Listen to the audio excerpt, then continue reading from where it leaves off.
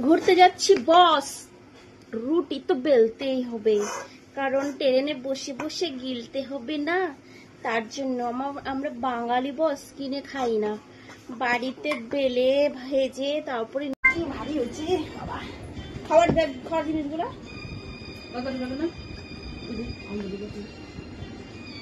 ওইটা যাওয়ার আগে একটু মাথায় তেল দিয়ে যায়, না তো মাথা ব্যথা করে আমার।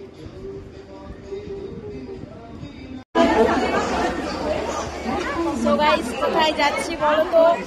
এখন বলবো না, পরে বলবো, সিক্রেট। কোথায় যাচ্ছি? আমরা আবার ঘুরতে যাচ্ছি। সো গাইস, খাবো এখন এসি রুটি আর মোচার ঘন্ট ট্রেনে করে। দেখো রুটি সাইজ, বাড়ির রুটি গাইস, তার জন্য এরকম।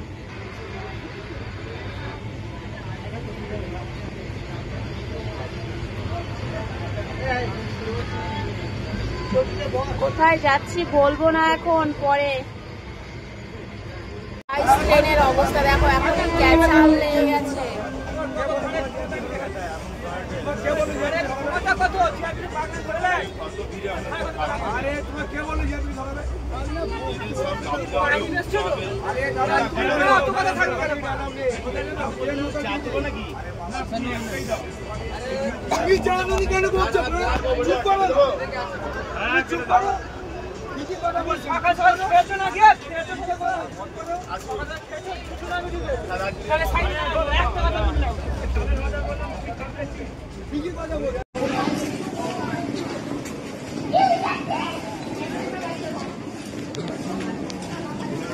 বন্ধুরা দেখো, দীঘাতে এসে প্রথমে বিশাখা দিদিভাইয়ের সাথে দেখা হয়ে গেল। এই দেখো, দেখতে পাচ্ছ ব্লু কালারের চুড়িদার পরে আছে, তো খুব ভালো লাগছিল। তো একটু কথাবার্তা বললাম, সেই আমরা সবাই ব্যস্ত ছিলাম সেই জন্য। তো মাত্র মানে ট্রেন থেকে নামলাম আর কি, সারাদিন জার্নি করে, এই জন্য সেরকমভাবে কোনো মানে কথাবার্তা হয়নি, কিন্তু আমরা একই করে উঠেছি। আমরা সেই একই হোটেলে উঠেছি। তো পরে চলে এসেছি দীঘা স্টেশন। দীঘা থেকে নেমে একটা লজে চলে এসেছি। তো দেখতে পাচ্ছ অনেক খুশি হয়ে গেছি লজটা পেয়ে, কারণ কি কম দামের মধ্যে দারুণ কিন্তু ছিল, একদম কি বলবো, দারুণ একদম মনের মতন পেয়েছি। আর দেখো টিভি রয়েছে, বড় একটা বেড রয়েছে, তার সাথে ফ্যান, আর কত বড় জানালাটা তো দেখতেই পাচ্ছ, আর ওয়াশরুম কিন্তু দারুণ। আর এবার চলো আমরা একটু রেস্ট নিয়ে নেবো, তারপরে বেরোবো, বিকালে ঘুরবো। আর তার আগে একটু খাওয়া দাওয়া করবো, কারণ সারা রাত্রি কিছু খাওয়া হয়নি, তো তার জন্য শরীরটা ক্লান্ত হয়ে গেছে। আর তোমরা কে কোথা থেকে দেখছো অবশ্যই জানিও, ঠিক আছে? তো চলো পরে আসছি, খাওয়া দাওয়া সেরে নিই আগে, তারপরে আর অনেক অনেক মজা করবো। হোটেলে এসেছি, খেতে প্রচুর খিদে লেগে গেছে।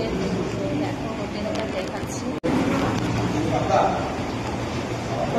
হোটেলটা কিন্তু দারুণ, ঠিক আছে? কেমন লাগছে এখন আমরা খাবো, ঠিক আছে?